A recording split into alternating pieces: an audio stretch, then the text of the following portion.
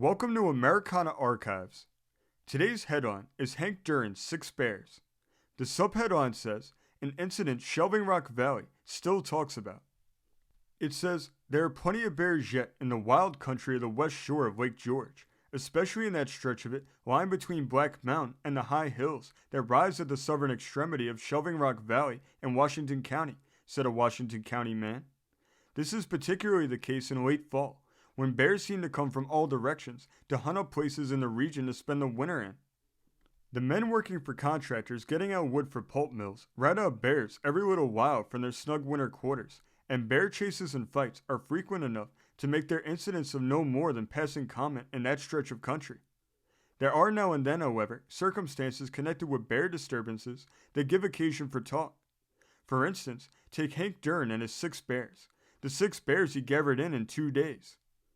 Hank Durrin, when bear hunters are mentioned in the Shelving Rock Valley, is always spoken of as being about at the top of that line, even before his exploit in the matter of the 6 bears, 2 of which were taken alive. The bears have been gathering for the winter stay around Black Mountain, and one day Hank made out signs of a big one scouting around, and he put out a trap for it. He went the next morning to see what the trap had done for him, and it was gone. It had gone off with a bear, something it wouldn't have done, of course, if it could have helped itself. It left a trail, though, and Hank and his dogs followed it. After following it 3 miles, Hank came in sight of the clog of the trap, caught beneath a big root on top of a high ledge and near the edge of it. The bear and the trap were nowhere to be seen. The owner of the trap walked to the edge of the rocks and looked over. There hung the bear by one hind foot in the trap, which was held by the chain to the clog fastened in the root. There was 20 feet of space between the head of the suspended bear and the ground below. The bear was dead. While Hank was looking down at the bear, hanging there at a reach, and wondering how he was going to get it up or down, his dogs, which had been sniffing around in the bushes, suddenly pounced on something, and instantly there was a great yelping and snapping and snarling and tumbling about in the bushes. Hank ran to see what the fuss was all about, and found his dogs in a lively tussle with 2 bear cubs of sufficient growth to be a good deal bigger than either of the dogs.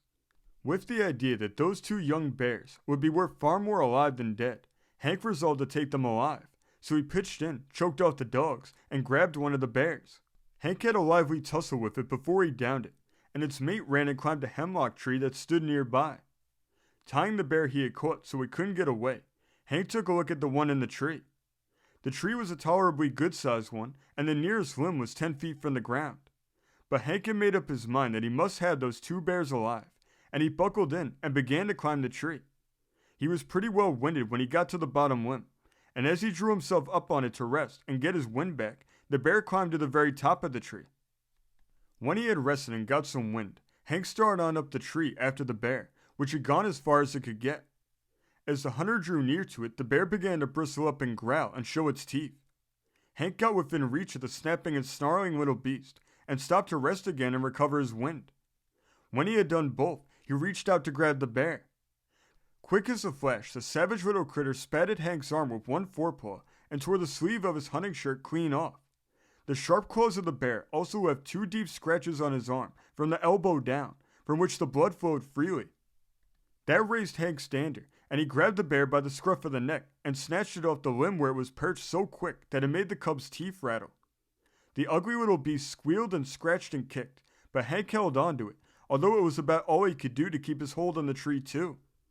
By the time he had managed to get to the bottom limb, he hadn't much clothing left on him, and his hands and arms were covered with blood from the scratches the cub had slashed on them. Then Hank took the bear under one arm and slid down the tree trunk to the ground. Without much more trouble with them, Hank got the 2 live bears home. Then he summoned help and went back to the ledge where his trap bear was hanging, hauled it up, and seeing evidences that warranted him in doing it, set his trap again in the same locality. He went to it the next morning. The trap was there. So was a tremendous big bear. The bear was in the trap, and it made savage efforts to get at Hank as he approached. Hank put a rifle ball through its head, though, and ended all possibility of the bear getting at him. He had scarcely fired and killed the bear when he heard the dogs in muss again, and hurrying into the brush to see what they had started, he found them busy with 2 young bears. They put an end to one of the bears as their master came on the scene, and he did the same for the other as it turned to make off into the thicket. With this exploit of gathering in 6 bears in 2 days, 2 of them alive, Hank Durrin brought his season to an end.